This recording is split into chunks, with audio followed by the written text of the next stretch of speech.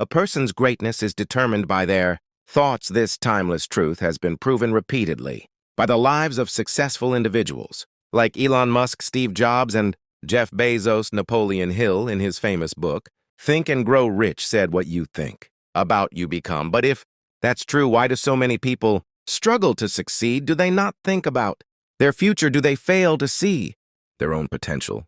Today's story will cover the answers to these questions and teach you a powerful lesson along the way. We'll also learn some new words to enhance our English skills. So stay with us till the end, I promise.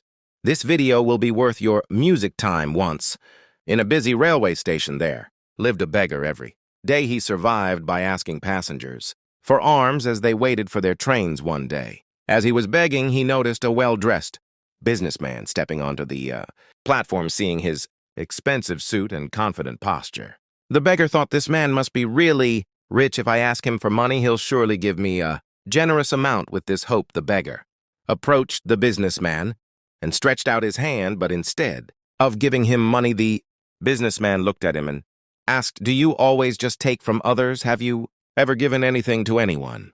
The beggar was startled. He had never heard such a question before. Confused, he replied, "Sir, I'm just a beggar. I survive by asking for alms. I have nothing to give to anyone." The businessman smiled slightly and said, "If you believe you have nothing to give, then you also have no right to ask for anything. I am a businessman. I believe in exchange. If you can offer me something, I can give you something in return.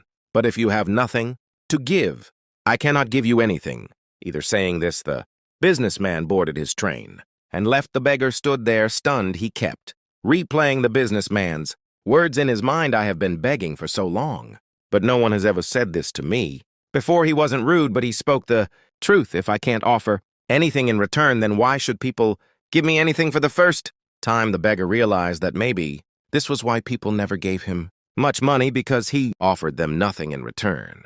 That night he lay awake, deep in thought. "But what can I give? I am just a beggar. I have nothing yet." The businessman's words kept echoing in his mind. "If you want to receive, you must first give." 2 days passed. The beggar didn't ask anyone for money. He was too busy thinking. On the third day, while sitting at the station, he noticed a patch of wild flowers blooming near the tracks. Their vibrant colors caught his eye, and suddenly an idea struck him. What if, instead of just taking, I offer something in return? What if I give people a flow every time they give me alms, music? Determined, he walked over, gently plucked a handful of flowers, and went back to his usual spot. When someone handed him a coin, he smiled and offered them a flower in return. Surprisingly, people accepted the flowers with joy. Some even smiled and thanked him. As the days passed, something incredible happened. More people started giving him money, but he noticed a pattern. As long as he had had flowers, people gave generously. When he ran out of flowers, the donations decreased. So it's true, people like to receive something in return, he thought one day, as he was handing out flowers in exchange for alms. He spotted the businessman again sitting in the train. Excited, he rushed over and said, "Sir, today I have something to give you. If you give me money, I will give you flowers in return." The businessman smiled, handed him some cash, and took a few flowers. "You have truly understood the value of exchange," he said.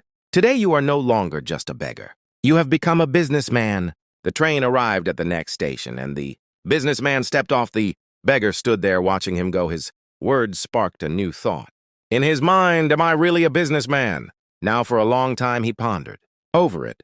Then suddenly he realized something. I now know the secret of success. I am not just a beggar. I am a trader. People aren't giving me money out of pity. They are paying for the flowers I give them. This means I have a business. Excited, he made a bold decision. That day, he left the railway station and never returned as a beggar. Again, 6 months later, at the same railway station, two well-dressed men met. They exchanged a handshake, but one of them had a curious look. "Do I know you?" one man asked. The other smiled and replied, "Yes, we've met twice before, right here on this very train." The first man frowned, trying to remember. Then his eyes widened in surprise. "Wait, you're the beggar, the one I refused to give money to, and then later I bought flowers from you."